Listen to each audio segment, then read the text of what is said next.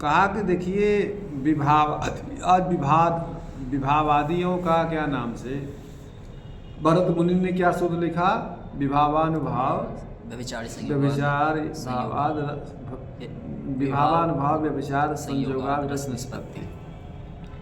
कहा विभाव अनुभाव संचारी भाव के संयोग से मिल करके जो होते संयोग से उसके रस की निष्पत्ति होती है, ये बताया गया। कहा कि अलग अलग दिखलाना चाहिए था, ऐसा ना कह करके उन्होंने इकट्ठा निर्देश क्यों किया? ये भी कहा कि व्याघ्रादयो विभावा, व्याघ्र इत्यादि दो करके आप क्या नाम से क्या होते हैं? घबराते हैं कि नहीं? बाघ आ जाए तो सब कोई क्या नाम से भयानक रस के क्या है? व्याघ्रादि विभाव है। वीर और अद्भुत रौद्राणाम, वीर अद्भुत रौद्र रस के भी ये हो सकते हैं व्याघ्र। अश्रुपातादयो अनुभव, आंखों में आंसू का गिरना, ये अनुभव है। श्रृंगार से करुण भयानक, श्रृंगार रस में भी, श्रृंगार रस के समान करुण और भयानक रस में भी हो सकते हैं। भाई किसी के प्रेम में भी आदमी में आंसू गिरता है, कोई भयानक डर जाए तो भी आंसू गिरता है, भयानक रस के भी हो सकते हैं। चिंतादयो व्यभिचारिणा, चिंता क्या है? व्यभिचारी भाव है। 33 व्यभिचारी भाव है। निर्वेद ग्लान संकाख्या तथा सूया मदश्रमा आलस्यम चयुदैन्यम च, ये सब याद है कि नहीं? क्यों नहीं याद किया? तो चिंता आदि व्यभिचारी भाव श्रृंगार रस के समान, श्रृंगार रसस्य वीर करुण भयानका नामिति,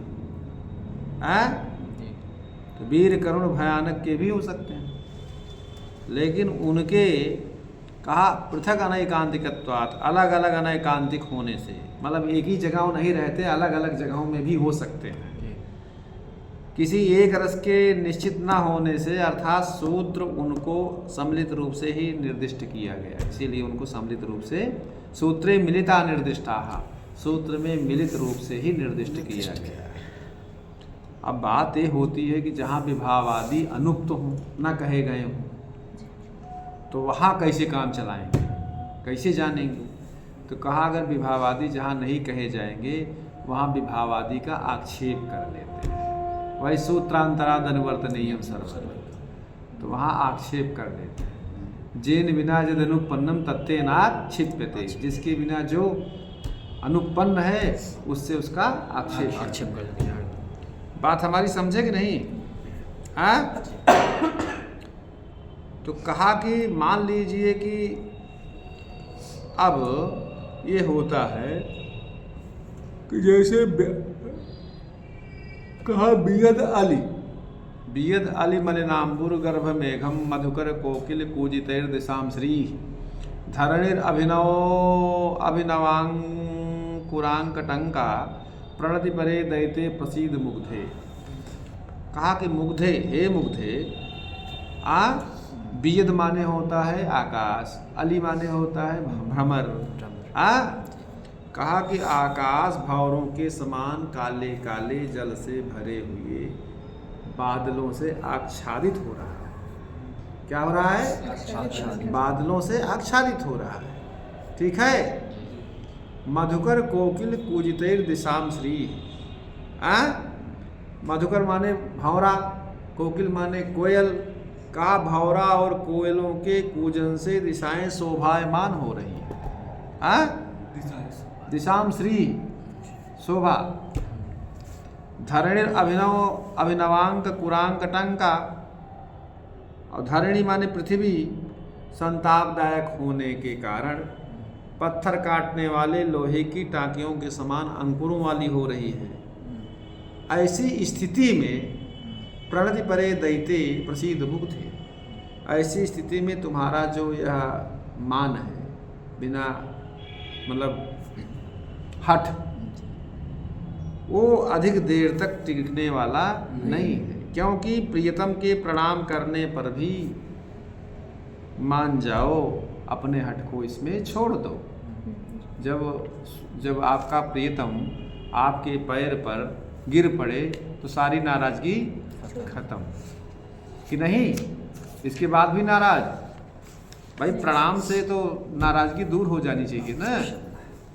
तो उसी तरह से तो यहाँ पर केवल मुग्धा जो है दैता नायिका आलंबन विभाव, वर्षा का ऋतु है, वर्षा का समय है तो वर्षा ऋतु में मेघ का उद्दीपन विभाव है, शेष अनुभाव और व्यभिचारी आदि भाव का यहाँ पर आक्षेप होता है। क्या होता है? आक्षेप होता है। तो यहाँ वर्षा ऋतु का वर्णन है, भ्रमरों और कोकिले को पूजन की भी यहाँ चर्चा है। तो कोयल जो है और क्या नाम से भ्रमर, ये बसंत ऋतु में इनका वर्णन करना उचित है, वर्षा ऋतु में नहीं उचित समझना चाहिए। लेकिन सखी मुग्धा है, मोहित है, नायिका को भयभीत करने के लिए यहाँ कोकिलों का उल्लेख किया गया है।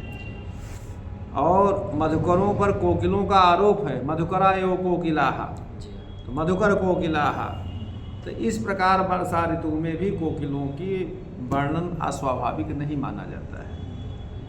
अब दूसरा है परिमृदित मृणाली म्लान मंगम प्रवृत्ति कथम परिवार प्रार्थना भी क्रियासु कलयत हिमांशोर निष्कलंकस्य लक्ष्मीर अभिनव करिदंतक छेदकांतः कपूला। कहा मालती माधव का ये श्लोक है, मालती माधव नामक नाटक से लिया गया है। कहा कि मालती की दशा का वर्णन है, समझे ना? तो कहा कि मालती के शरीर मानो मसली हुई मृणाल, कमल का जो नाल होता है ना उसे मृणाल कहते हैं। कहा मृणालों के समान मलिन हो रहा है। किसी के शरीर को मसल दीजिए, से मृणाल को मसल दीजिए तो मलिन हो जाता है। तो मानो मालती की शरीर के जो अंग हैं वो मसलने से मृणालों की तरह मलिन हो गए हैं।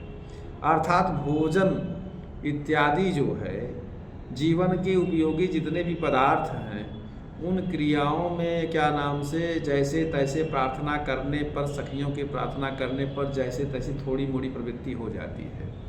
कथम परिवार प्रार्थना भी क्रियासु कलयत हिमांशोर निष्कलंकस्य लक्ष्मी अभिनव करिदंतक छेदकांतः कपोला।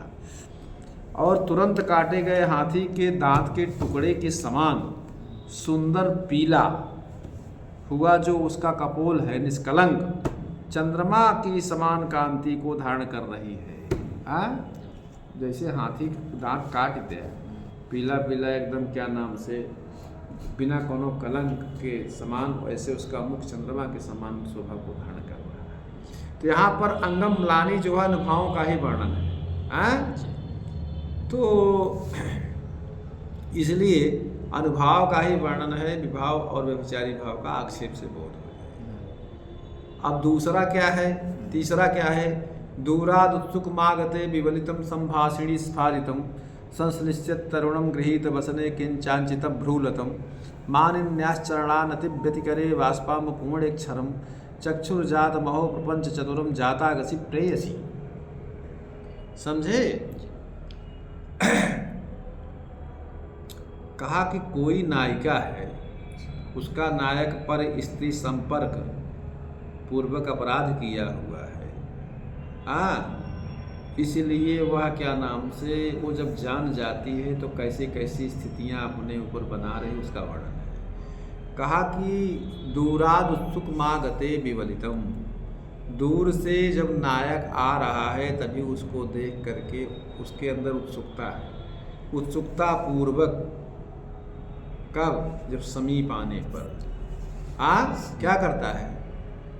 मागते विवलितम संभाषण, तो जब समीप आने पर कहीं इन्होंने मेरी इनके प्रति उत्सुकता है इसको जान तो नहीं लिया है, ऐसा। तो क्या कहा? लज्जा से। लज्जा से क्या किया? जब लज्जा होगी तो सिर नीचे नीचे की हुई। तो कहा कि संभाषण स्फारितम, जब वो बात करना चाहता है नीचे की हुई, लेकिन बात करने पर प्रसन्नता से खिली हुई, मतलब अंदर अंदर मुस्कुरा रही है। मन ही मन छुहारा मन ही मन मुनक्का। समझे कि नहीं? तो बात करने पर प्रसन्नता से खिली हुई। अच्छा, संश्लिष्यत तरुणम गृहीत वसने किंचाचित भ्रूलतम। लेकिन जब वो आलिंगन करने का यत्न करता है तो वो क्रोध के कारण लाल हुई वस्त्र पकड़, जब वो वस्त्र थोड़ा पकड़ता है तो तनिक भ्रिकुटी चढ़ाई हुई तिरछी नजरों से बिट्टू ऐसे देख रही है, ठीक है। और मान्यास चरणान अतिव्यति करे बाष्पाम पुण्य क्षणम। और जब चरणों में नमस्कार कर रहा है तो आंसू से भरी हुई माननी की आंखें प्रियतम के क्या हुआ, चक्षुर जात बहो प्रपंच चतुरम जाता गसी प्रेयसी। पर स्त्री जो संपर्क उन्होंने किया था उस अपराध को करने पर नाना आकार धारण रूप प्रपंच रचना में वह चतुर हो गई। पहले कुछ नहीं जानती थी लेकिन अभी सब देख करके वो बड़ी चतुर हो गई, हर तरह पर हर जगह पर जैसे जिसको करना चाहिए सब कर रही है, लीला में चतुर हो गई। तो इत्यादि यहाँ केवल औत्सुक्य जो है व्यभिचारी भाव है उसका वर्णन किया गया है। दूराद उत्सुक, उत्सुक माने उत्सुकता। यद्यपि विभावानाम अनुभावानाम औत्सुक्य वीरा हर्षकोपासूय प्रसादानाम च व्यभिचारिणाम केवलानाम अत्र स्थिति। देखिए, यद्यपि यहाँ तीनों श्लोक जो कहा गया, पहला, दूसरा